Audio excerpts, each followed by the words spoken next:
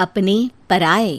घर की लड़ाइयाँ कितनी भी हो, लेकिन ये भी सच है कि किसी पर कोई आपत्ति हो तो अपना ही परिवार साथ देता है।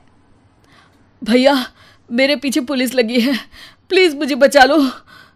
रवि और राज दो भाई, लेकिन दोनों में कभी नहीं पटी। अरे क्या हुआ छोटे, क्या कर दिया तूने? अरे कुछ नहीं भैया, मेरा दोस्त है ना राजू, वो मुझे लेकर बैंक गया था। मुझे नहीं पता भैया कि वो वहाँ बैंक लूटने जा रहा है। मैं उसके साथ बैंक में घुसते ही सीसीटीवी कैमरे में दिख गया हूँ। अब पुलिस मुझे ढूंढ रही है भैया, मुझे बचा लो।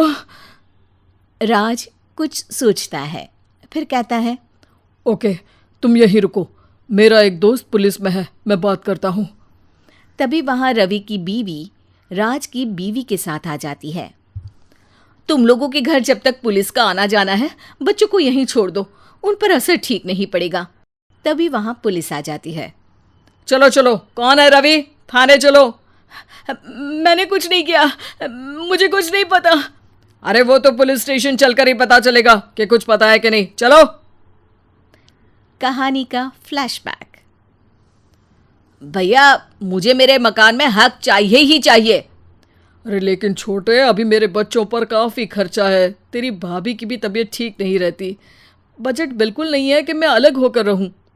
देख लो भैया, 1 महीना है तुम्हारे पास, जल्दी से घर खाली कर दो। अरे कैसी बात कर रहे हैं भैया, मेरे शरीर में अभी इतनी हिम्मत भी नहीं कि घर को खाली करे। तो क्यों अपना पोषण बेचा भाभी? अरे तुम तो जानती हो, पिताजी की बीमारी के कारण उन्हें हमारी ज़रूरत थी, कैसे आते पैसे। ससुर जी तो बूढ़े थे भाभी, उनकी बीमारी में भी पैसे लगाना कौन सा अकल का काम था। तो क्या पिताजी को मैं मरने के लिए छोड़ देता? अरे रवि, तू तो समझ, पापा को हमारी ज़रूरत थी, उन्होंने हमारे लिए हर वो काम किया जिससे हमें खुशी मिले।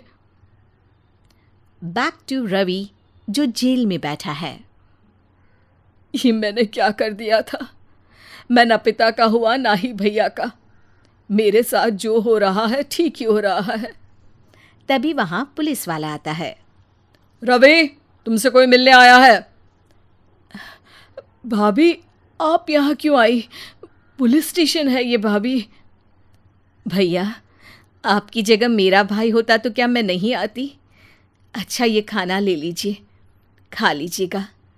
आपके भैया लगे हैं वकीलों और पुलिस वालों से बात करने में, डरने की कोई बात नहीं। जब आपने गुनाह किया ही नहीं तो सज़ा भी नहीं मिलेगी।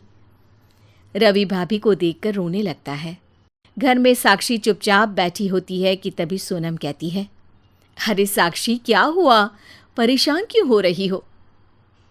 भाभी, अभी अभी पुलिस स्टेशन से खबर आई है, इन्हें बड़े जेल में शिफ्ट किया जा रहा है।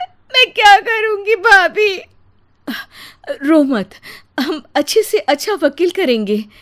लेकिन उसमें तो बड़े पैसे लगेंगे दीदी, हम इतना पैसा कहाँ से लाएंगे?